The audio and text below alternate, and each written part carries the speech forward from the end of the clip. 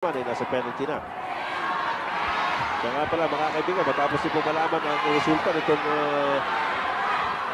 napanlimang sa final game.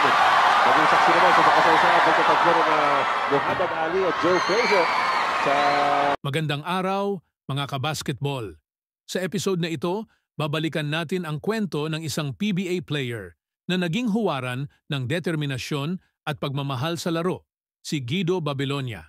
Kilala bilang isang matibay na center na naglaro sa iba't ibang koponan ng PBA, tatalakayin natin ang kanyang mga pinagdaanan mula sa kanyang pagsisimula sa basketball, ang kanyang mga pagsubok hanggang sa kanyang malungkot na pagpanaw.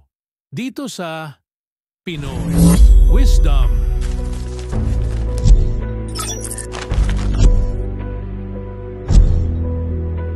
Si Vehildo Guido Babilonia ay ipinanganak noong August 19, 1966. Sa murang edad pa lamang ay nahilig na siya sa basketball at ang kanyang talento ay nahasa sa Litran Squires at kalaunan ay sa UST Growling Tigers kung saan naging bahagi siya ng koponan noong dekada 80. Dahil sa kanyang husay, siya ay naging pangunahing manlalaro ng UST na nagbigay sa kanya ng pagkakataong makapaglaro sa PBA.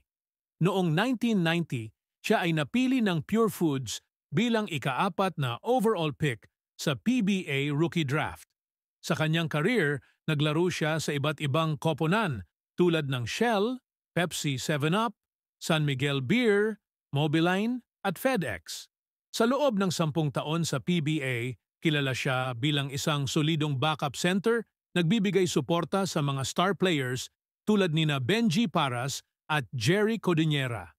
Sa kalagitnaan ng kanyang career, noong 1996, dumaan si Guido sa matinding pagsubok nang siya ay madiagnose na may heart ailment na nagdulot ng pansamantalang pagretiro mula sa paglalaro. Ngunit hindi siya sumuko. Matapos ang kanyang recovery, bumalik siya sa basketball. Naglaro sa Pasig Pirates ng Metropolitan Basketball Association MBA bago muling sumabak sa PBA para sa Mobiline. Sa kabila ng mga hamon, ipinakita ni Guido ang kanyang hindi matitinag na dedikasyon sa larong kanyang minamahal.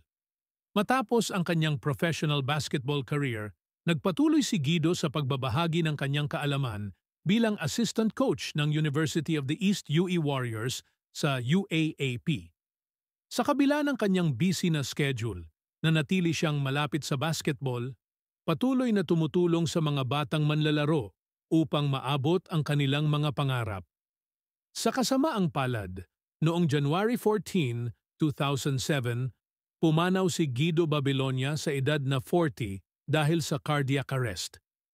Ang kanyang biglaang pagpanaw ay nagdulot ng labis na kalungkutan sa basketball community. Isang malaking kawalan si Guido hindi lamang bilang isang manlalaro, kundi bilang isang coach at mentor na nagbigay inspirasyon sa marami. At diyan, nagtatapos ang kwento ni Guido Babilonia, isang manlalaro na nag-iwan ng malaking marka sa Philippine basketball. Ano sa tingin niyo ang pinakamahalagang aral na maibabahagi ni Guido Babilonia sa mga batang manlalaro ngayon? I-comment niyo ang inyong opinyon sa baba at pag-usapan natin. Huwag kalimutang mag-subscribe para sa iba pang kwento ng ating mga basketball legends. Maraming salamat sa inyong panonood. Dito lang yan sa Pinoy Wisdom.